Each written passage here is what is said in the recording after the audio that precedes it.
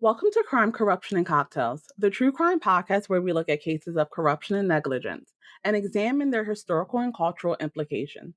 Today, I'm drinking mojito. What are you having, Jenny? I'm drinking a glass of Pinot Grigio, and in this episode, we're exploring the infamous Gardner Museum heist, which is the largest art theft in modern history. Let's first take a look at the history of the museum and the woman behind it. Isabella Stewart Gardner was born into a wealthy family in New York City in 1840. She married her husband Jack, and together they traveled the world and bonded over their love of art. After her father's death, she inherited $1.75 million and began expanding her personal art collection. Upon purchasing Rembrandt's self portrait, aged 23, in 1896, Isabella and Jack decided their ambitions as collectors required more space than their residence permitted and first began to consider the idea of a museum built near their home in Boston, Massachusetts. Jack suddenly passed in 1898, and Isabella was left to finish the museum alone. She played an active role in the construction process and worked alongside architect William Sears. The Isabella Stewart Gardner Museum finally opened to the public in 1903 and housed Isabella's collection of paintings, sculptures, tapestries, furniture, manuscripts, rare books, and decorative arts. Isabella hoped the museum would provide, quote, for the education and enjoyment of the public forever, end quote. Isabella died in 1924, and by the 1980s, the museum was struggling financially, leaving it in poor condition. Almost 90 years after its opening, a major theft occurred at the museum. At 1:24 a.m. on March 18, 1990, a car parked near the side entrance of the museum. Two men dressed as police officers exited the vehicle and buzzed the security team, claiming they were responding to a disturbance and needed to enter the building. On security duty were 23-year-old Rick Abath and 25-year-old Randy Hestand. One of the guards then broke protocol and allowed the men inside through the employee entrance. According to Smithsonian Magazine, the men, quote, overpowered two unsuspecting night security guards, then duct taped their victims to a pipe and a workbench in the museum basement, end quote, before announcing, quote unquote, gentlemen, this is a robbery. The intruders disabled the security cameras, however, their movement was recorded by the museum's motion sensors. The two men stole 13 works of art from the museum's galleries, notably the Dutch Room Gallery. They smashed the protective glass around two Rembrandt paintings and cut the canvases from their frames. The thieves made two separate trips to their car before escaping around 2:45 a.m. They attempted to remove the flag of Napoleon's Imperial Guard from its frame but failed to do so. Bizarrely, they left potentially the most expensive work in the museum untouched, Titian's The Rape of Europa, which was hanging in a third floor gallery. The value of the stolen items, including Rembrandt's Christ in the Storm on the Seas of Galilee and Johannes's Vermeer's The Concert, is estimated to be around $500 million today. Guards Abath and Headstand remained tied up until the next set of security guards began their shift and called the police around 8:15 a.m. The seemingly random assortment of stolen art baffled authorities and journalists. A media frenzy occurred following the heist, yet police were no closer to finding the culprits. According to The Guardian, the museum's security flaws were common knowledge among Boston's criminal elite, making the museum a quote-unquote sitting duck. Investigators were initially suspicious of Hedston and Abath. Abath had been a regular on the night shift, and the evening of the heist was Hedston's first time on night shift. Because high profile art crimes generally require an inside source, Abath was high on the list of possible conspirators. He vehemently denied any involvement and was, quote unquote, generally cleared as a person of interest. However, in 2015, Abath raised more suspicions when a security video of him opening the same side door used by the thieves and admitting an unidentified man in a waist-length coat and an upturned collar into the museum was released. The museum's security director, Anthony M. Amori, told the New York Times the video, quote, raises more questions than it answers, end quote. In 2013, the FBI announced that they had identified the two burglars with a quote high degree of confidence, end quote, and 2 years later, their identities were shared. The prime suspects were George Risfetter and Leonard de Muzio, two associates of the late Boston crime lord Carmelo Merlino. George and Leonard had a strong resemblance to the police sketches, but unfortunately, both men died within a year of the heist. Authorities also said that they suspected the art was transported via organized crime networks to Connecticut and the Philadelphia area, where the thieves attempted to sell the works on the black market. After those attempted sales, however, the artwork's trail goes cold. Names of several other potential suspects have been thrown around by the public, researchers, and investigators. Former mobster Robert Gentile had long maintained his innocence despite a bevy of evidence pointing to his involvement in the crime. Investigators have suspected that Gentile may at one time have had in his possession at least some of the stolen artwork. Gentile died in 2021 at the age of 85. The 2021 Netflix series This Is a Robbery centers on Bobby Donati, a mobster who may have organized the theft with fellow criminal Robert Garanti in order to use the art as a bargaining chip to get their friend Vincent Ferrara out of jail. That same year, Boston jeweler Paul Calantrapo came forward with an account linking Donati to one of the stolen art pieces. Calantrapo claimed that Donati, whom he had known for years, showed up at his office about a month after the famous heist with an eagle-shaped finial that he asked the jeweler to appraise. Calantrapo said he immediately recognized it as one of the stolen art pieces and told him it was quote-unquote worthless. Both Donati and Garanti are now dead. The show even suggests that the theft could have been committed by members of the Irish Republic Army.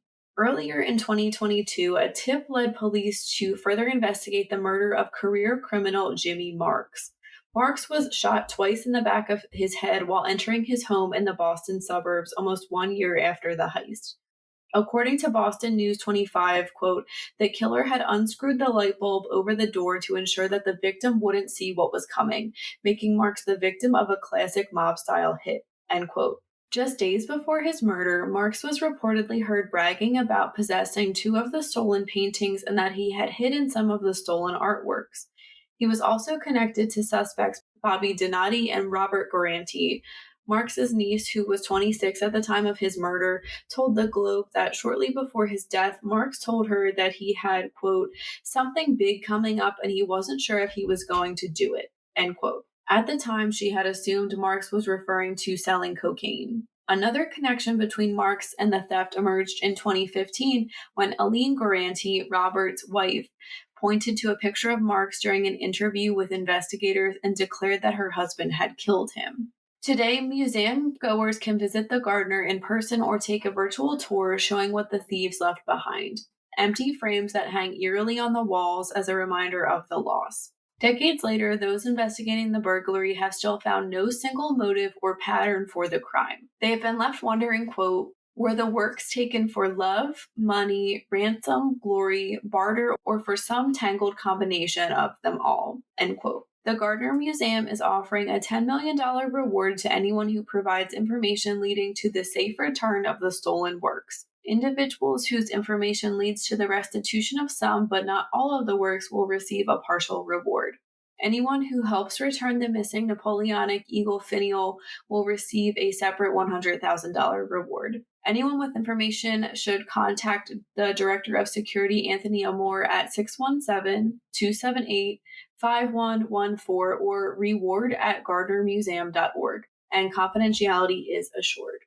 Del, what are your thoughts on this heist? I was really excited that we were doing this case because this is one of the most fascinating true crime cases for me, especially since it's a art heist.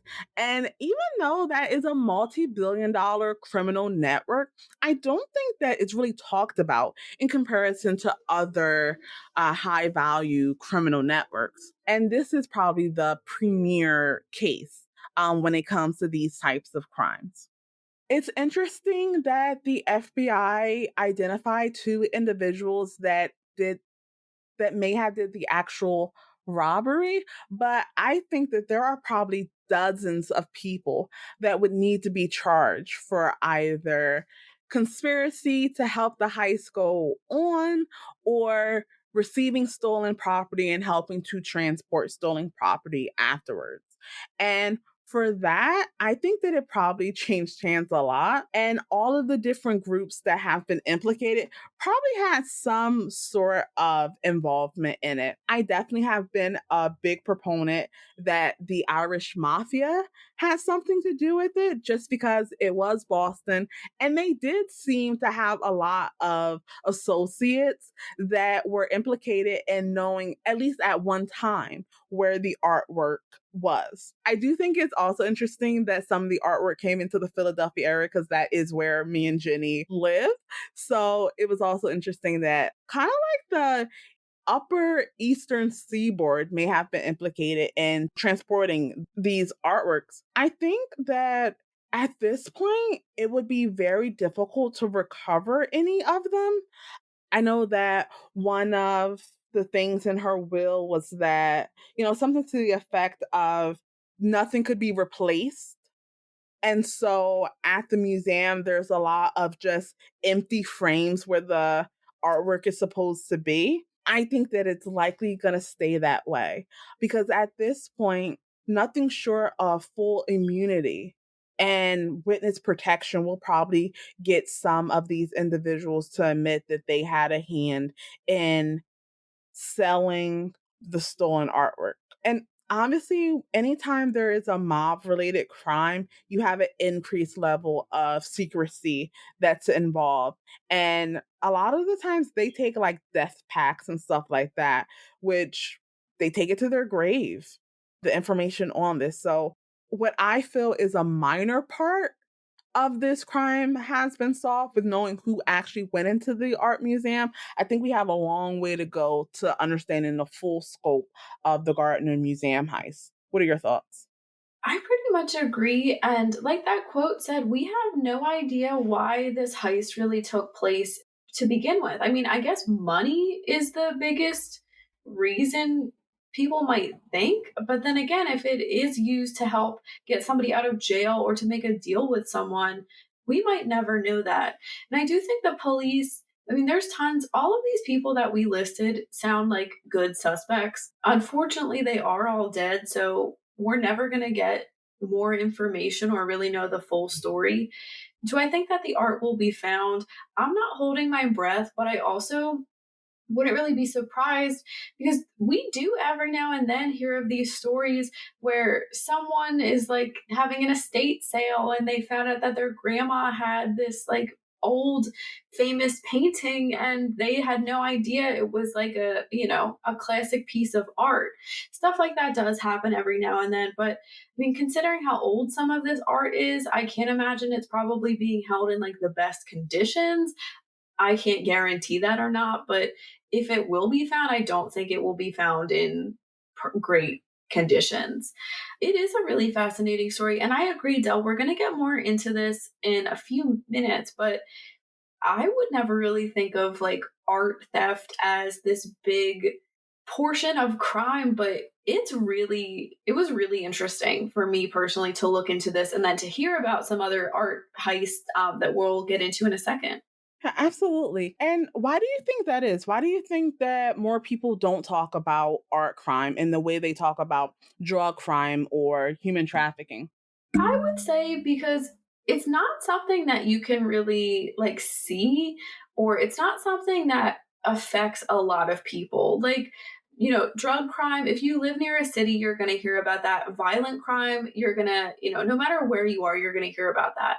It also might not be like super headline worthy with someone stole a piece of art from my house. A museum, I think, would definitely be more headline worthy. But I think it also goes into, art is a niche interest and hobby. So it's maybe not even something people are interested in. So then therefore they don't think about it as often. What about you? I agree. I think that the niche culture of art definitely it not being something that is, top of people's minds.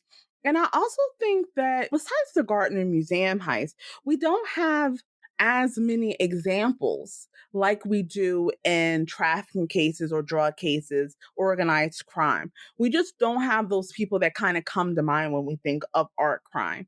I don't know if it's that the criminals are more sophisticated or people just are not as interested because it is art. It's very high society in a lot of ways, but I do wonder if as more people are getting into true crime and looking it up and talking about it, writing about it, will the discussion around art crime outside of the Gardner Museum heist become more prominent? Yeah, I would be curious too. And I know we kind of talked about this like recently too, where, true crime gets criticized in a lot of ways. I don't think you can really criticize somebody for covering art crime. I feel like there's not as much of like a moral gray area in that regards as opposed to like a serial killer case. I definitely agree with you. And I think that goes with a lot of property crimes, where if you are the victim of an art crime, you're already seen as very well off. And it is seen as something that doesn't have as much of an effect on your life when it happens to you. I mean, I personally disagree with that assessment, but I definitely understand where it's coming from. While the Gardner Museum heist is the largest in modern history, it is by no means the only large scale or unsolved art heist in history. So we have two more that we wanted to look into. The Ghent altarpiece, also known as the Adoration of the Mythic Lamb, is the most stolen piece of art in history. It was painted in 1432 by Jan van Eyck Huber and his brother and depicts various biblical images, including Adam and Eve, the Virgin Mary, and John the Baptist, on 12 individual panels that come together to form a complete image. It was the target of 13 different crimes, including having been stolen all or in part 6 times. In 1934, one of its 12 panels was stolen from the St. Babel Cathedral in Ghent, Belgium. Shortly after it was stolen, the Bishop of Ghent received a ransom note for 1 million Belgian francs, but no ransom was paid and the painting was never recovered. Months later, a Belgian stockbroker suddenly proclaimed on his deathbed that he alone knew the mysterious whereabouts of the painting.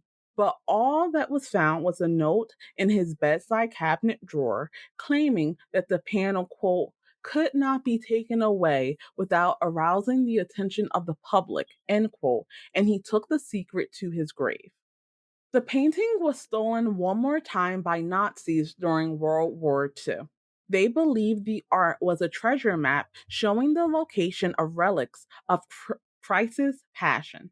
The altarpiece ended up hidden with thousands of other looted artworks in a converted salt mine in Austria. The painting was saved from the mines, and you can see it today at the St. Babel Cathedral in Kent. Though the missing panel has never been found, a replacement copy is on display. Next is the Swedish speedboat heist. In December 2000, a gang of thieves heavily armed with submachine guns stormed Sweden's National Museum in Stockholm, took the security guards hostage, and stole a Rembrandt and two paintings by Renoir worth some $45 million dollars in just a few minutes. The gang then escaped in a speedboat moored in the water just outside of the museum. The small craft was abandoned and recovered by police a short time after the heist. Not long before the robbery, police had received reports about two cars on fire near the museum, which are thought to have been a distraction set up by the thieves who also had thrown nails in front of the museum to hinder the police further. In 2001, the police received a ransom demand from a lawyer acting on behalf of the thieves, but they refused to pay. Not long after, Alexander Petrov and Stefan Nordstrom, the masterminds behind the plan, along with their lawyer and a handful of other accomplices, were arrested. Some months later, the police did recover one of the Renoir paintings by accident during an unrelated drug raid.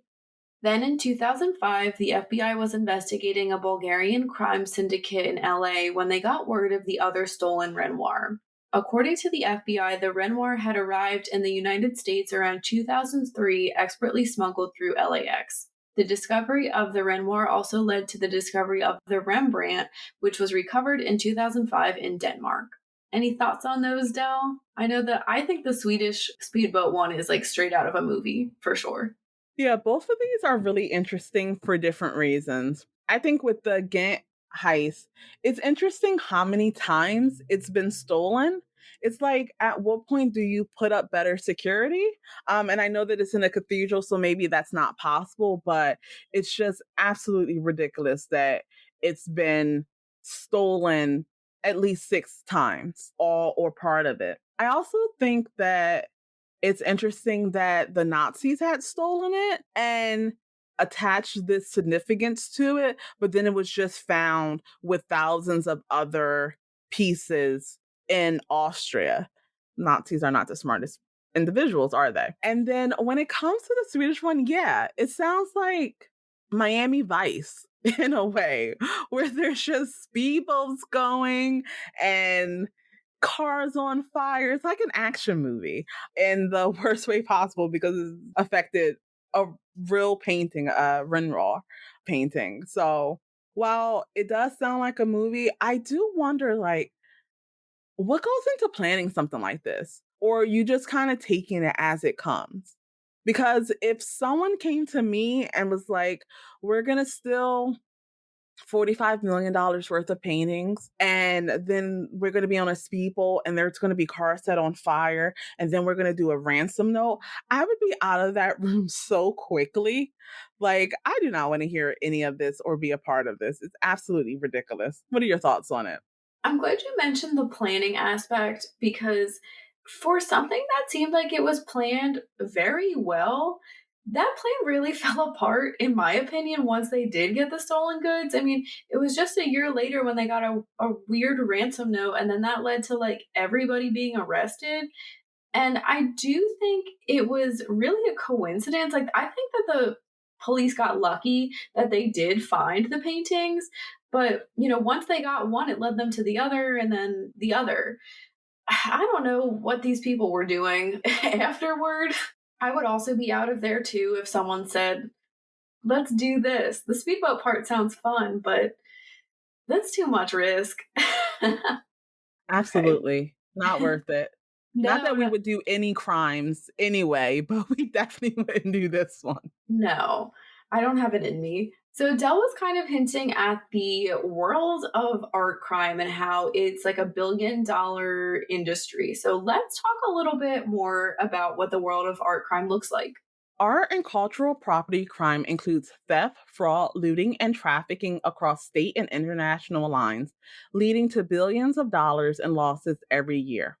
The FBI's art crime team was created in 2004 and is coordinated through the FBI's art theft program at the FBI headquarters. Since 2004, they've recovered 15,000 items valued at over $800 million. Agents on the art crime team addresses art and cultural property crime cases in assigned geographical regions. They receive specialized training in art and cultural property investigations. They assist in art related investigations worldwide in cooperation with foreign law enforcement officials and FBI legal attaché offices. And they also receive support from the United States Department of Justice special trial attorneys. There's also the National Stolen Art File, which is an online database of stolen art and cultural property that law enforcement in the US and abroad can submit stolen items to. In 20 in 2012, the database had over 7,500 items, including everything from fine art to Elvis memorabilia. According to Business Insider, quote, in 2011, the super rich spent more than $11 billion on art and more than $5 billion on wine.